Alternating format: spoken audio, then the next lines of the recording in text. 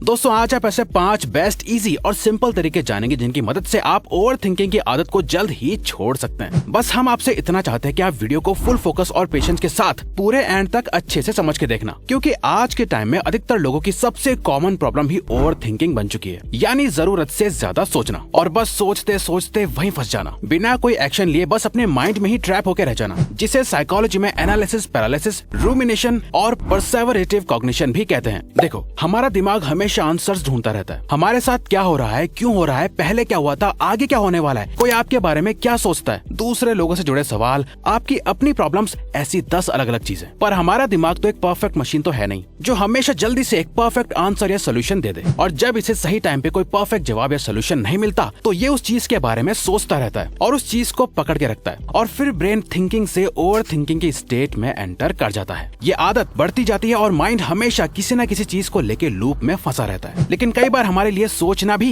जरूरी होता है, तभी तो हम ग्रो भी करते हैं, जिसे राइट थिंकिंग कहते हैं। लेकिन वहीं ओवर थिंकिंग करना गलत होता है जो हमें पीछे लेके जाता है। तो अब हम सबसे पहले ये कैसे पता लगाएं कि हम कब राइट थिंकिंग कर रहे हैं जिसे करना हमारे लिए जरूरी है, और कब हम ओवर थिंकिंग कर रहे हैं, ताकि हम ओवर थिंकिंग की स्टेट में अपने दिमाग को एंटर होने से रोक सकें और इस ओवर थिंकिंग की आदत को छोड़ सकें। नंबर 1, जानो कब आप ओवर थिंकिंग कर रहे हो और कब आपको इससे रोकना है।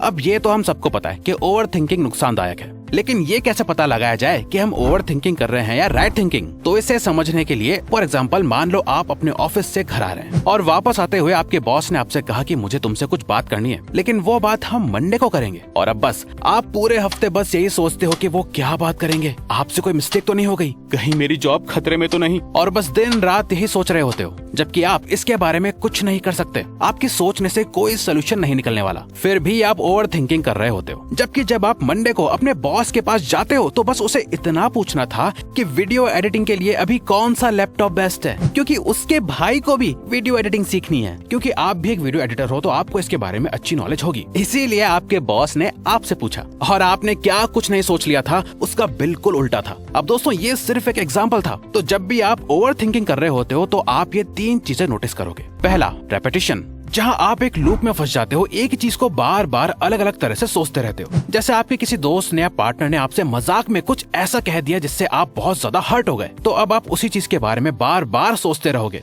उसने ऐसा क्यों कह दिया, वो हमेशा मुझसे ऐसे ही बोलता है, उससे ऐसा नहीं बोलना चाहिए, मैं बदले में उसे ऐसा ऐसा बोलूंगा, या मुझे उस टाइम ये बोलना चाहिए था तो फिर ऐसा होता और फिर वैसा होता, एटसेट्रा एटसेट्रा। और ये थिंकिंग पैटर्न कभी खत्म नहीं होता। दूसरा, प्रोग्रेसलेसनेस, और प्रॉब्लम तो ये है कि इतना सब कुछ सोचकर आप कोई सोल्यूशन नहीं निकाल रहे होते, बस आपका माइंड इधर उधर घूम रहा होता है, सारी चीजों को सोचता है पर किसी सॉलिड सोल्यूशन पर नहीं पहुंचता। तीसरा, अनप्लेजेंटनेस, और लास्ट में ये सब करके आप खुद के लिए ही बुरा फील कर रहे होते हो, आपको बिल्कुल भी अच्छा फील नहीं होता। ओवर थिंकिंग को हम एक प्रॉब्लम की तरह इसलिए ट्रीट करते हैं क्योंकि इससे हमें कुछ ना कुछ नुकसान होता है। ये हमारी सेल्फ एस्टीम को लो करता है, कॉन्फिडेंस गिराता है और ओवरऑल लाइफ में नेगेटिविटी आती है। तो जब भी आप ये 3 चीजें नोटिस करो तो समझ जाओ कि आप राइट थिंकिंग की जगह ओवर थिंकिंग कर रहे हो। पर इसे रोकना कैसे? तो आइए इसे आगे आने वाले पॉइंट में समझते हैं। एक not giving a fuck attitude develop करो।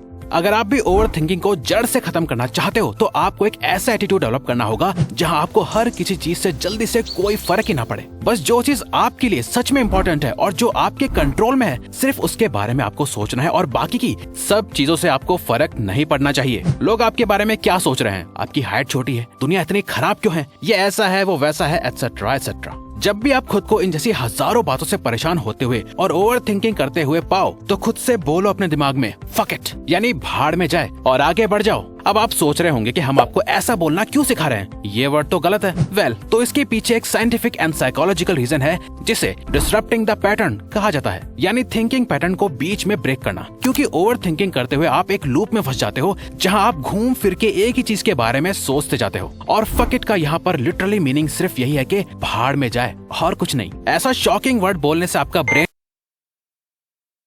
और आपका थिंकिंग पैटर्न बीच में ब्रेक होके रुक जाता है। देखो दोस्तों, कभी आपने एक पेपर पे लिखना कि आप किन किन चीजों के बारे में ओवर थिंकिंग करते हो, और उसके नीचे लिखना कि क्या ये चीज या सिचुएशन 100% मेरे कंट्रोल में है या नहीं। देखना, मोस्टली ऐसी चीजें होंगी जिन पे आपका कंट्रोल ही नहीं होगा, और कुछ ही ऐसी चीजें होंगी जिन पे आपका कंट्रोल होगा। तो जिन चीजों पर आपका कंट्रोल ही नहीं है उनके बारे में आपको नहीं सोचना चाहिए। आपको सिर्फ उन चीजों के बारे में सोचना चाहिए जो आपके कंट्रोल में है। आपको सिर्फ थिंकिंग पर नहीं बल्कि सिर्फ राइट थिंकिंग पर फोकस करना चाहिए, जिसके लिए आपको अपनी लाइफ में I don't give a fuck वाला एटीट्यूड डेवलप करना होगा। क्योंकि अगर आप हर छोटी मोटी बातों को सोचने में फंसे रहोगे तो लाइफ में आगे कैसे बढ़ोगे। आप जिस बात को लेकर इतना ओवरथिंक कर रहे हो, खुद के बारे में नेगेटिव फील कर रहे हो और हर्ट हो रहे हो, आप खुद सोचो क्या ये चीज आपकी लाइफ में अगले 5 साल या 10 साल बाद भी मैटर करेगी? अगर नहीं तो जस्ट से फक इट और आगे बढ़ जाओ। या अगर आप खुद को किसी प्रॉब्लम में पाओ तो अपने आप को सिर्फ 2 ऑप्शंस दो, या तो उसे सॉल्व करो या उससे भूल जाओ और दोबारा उस बारे में मत सोचो, उसे लेके बैठे मत रहो। अपनी चिंता को बाद के लिए टालो।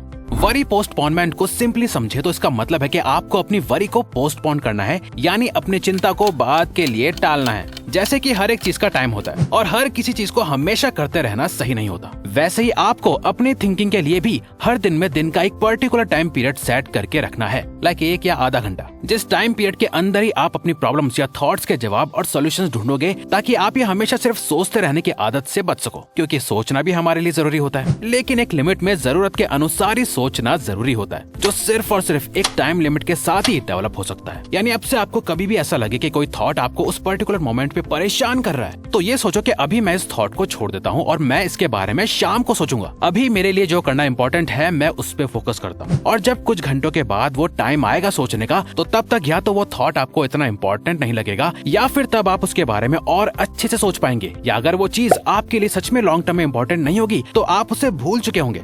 अब वरिंग पोस्टपोनमेंट से होता यह है कि आप हमेशा सिर्फ सोचते रहने के बजाय एक पर्टिकुलर टाइम पीरियड के अंदर एक लिमिट में सोचते हो। अब क्योंकि आपके पास एक लिमिटेड टाइम ही होता है, तो आप इसमें जो आपके लिए सच में इम्पोर्टेंट है, आप उन चीजों के बारे में ही सोचने का ट्राई करोगे। और मोस्ट इम्पोर्टेंट, ऐसा करने से आप अपने कामों को और बाकी चीजों को फुल फोकस के साथ कर पाओगे, बिना उस वक्त ओवर थिंकिंग करने के।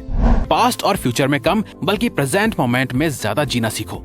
अच्छा, मान लो आपका कुछ हफ्तों में एक बहुत ही इंपॉर्टेंट एग्जाम है, पर आपने उसके बारे में कुछ नहीं पढ़ा, और अब आप ये ओवर थिंक कर करके अपना और ज्यादा टाइम वेस्ट कर रहे हो कि आपने क्यों नहीं पढ़ा, आपको पढ़ लेना चाहिए था। यानी अपनी पास्ट में हुई मिस्टेक्स को लेकर सोचे जा रहे हो, या फिर आप फ्यूचर को लेकर परेशान हो रहे हो और ओवर थिंक कर रहे हो कि आगे मेरा क्या होगा, अगर मैं एग्जाम में फेल हो गया तो मैं क्या करूंगा, अब मैं क्या करूं। ऐसा करके आप अपने प्रेजेंट में और ज्यादा टाइम वेस्ट कर रहे हो। तो अब ये सोचो कि अपने पास्ट या फ्यूचर के बारे में ओवर थिंक करके आपका एग्जाम अच्छा हो जाएगा? नहीं ना। तो बल्कि अपने एग्जाम में अच्छा परफॉर्म करने के लिए आपको प्रेजेंट मोमेंट में रहकर जितना भी टाइम बचा है उसमें अच्छे से पढ़ाई करनी होगी, और यही आपकी इस प्रॉब्लम का एक इकलौता सोल्यूशन है। ये सिर्फ एक एग्जांपल था, आप इसे अपनी किसी भी प्रॉब्लम के साथ जोड़ सकते हो। पर फिर भी ज्यादातर लोग अपने माइंड में सिर्फ पास्ट और फ्यूचर के बारे में सोच रहे होते हैं, जिससे वो अपना प्रेजेंट खराब करते हैं। इसीलिए जब भी आप जिस बारे में ओवर थिंक कर रहे हो, बस ये सोचो कि इस बारे में मैं अभी क्या कर सकता हूँ। चाहे वो एग्जाम के लिए पढ़ना हो या किसी से बात करके अपने कॉन्फ्लिक्ट को रिजॉल्व करना हो, आपके एक्शन ही आपको सॉल्यूशंस तक लेके जाएंगे। इसीलिए अपने पास्ट और फ्यूचर की ओवर थिंकिंग से बाहर आओ और प्रेजेंट में जीना शुरू करो। अगर फ्यूचर में जियोगे तो भी टेंशन में रहोगे, पास्ट में जियोगे तो दुखी, लेकिन प्रेजेंट में जियोगे तो आज में फोकस रहोगे और ओवर थिंकिंग भी नहीं करोगे। Keep yourself busy. अब आपने ये तो सुना ही होगा कि खाली दिमाग शैतान का घर। अब मानो या ना मानो, लेकिन अधिकतर लोगों की ओवर थिंकिंग की शुरुआत तब से होती है जब वो लाइफ में एक्शंस लेने के लिए बिजी नहीं होते, बल्कि सिर्फ सोचते रहने में ही हमेशा बिजी रहते हैं। लेकिन जब भी हमारी कोई ऐसी हैबिट हमारा बिहेवियर बनने लगे तो हमें हमेशा उसको ऑपोजिट करना शुरू कर देना चाहिए। यानी हमने आपको ऑलरेडी बता दिया है कि आपको बाकी चीजों की तरह ही आपका थिंकिंग टाइम भी डिसाइड करके रखना है। तो आपको सिर्फ उसी टाइम में सोचना है और बाकी टाइम में आप अपने आप को जो चीजें आपके लिए इम्पोर्टेंट है उनके लिए एक्शन लेने में बिजी रखो। अपना डेली शेड्यूल या रूटीन ही इस तरीके का बना लो जहां आपके पास ओवर थिंकिंग का टाइम ही ना बचे। अब बस एक्शंस लेने में बिजी हो, क्योंकि एक्शन टेकर्स थिंकिंग करते हैं लेकिन ओवर थिंकिंग नहीं। Conclusion, so in the end, अगर आप अपनी ओवर थिंकिंग की प्रॉब्लम को जड़ से खत्म करना चाहते हो तो सबसे पहले समझो कि आप कब ओवर थिंकिंग कर रहे हो और कब रुकना है। एक not giving a fuck attitude develop करो। हमेशा सोचते रहने के बजाय दिन का एक टाइम डिसाइड करके रखो और सिर्फ उसमें सोचो। पास्ट और फ्यूचर से ज्यादा प्रेजेंट मोमेंट में जीना सीखो। और लास्ट, अपने आप को और अपने दिन को बिजी रखो ताकि आपके लिए फालतू चीजों के बारे में सोचने के लिए टाइम ही ना हो और आप ओवर थिंकिंग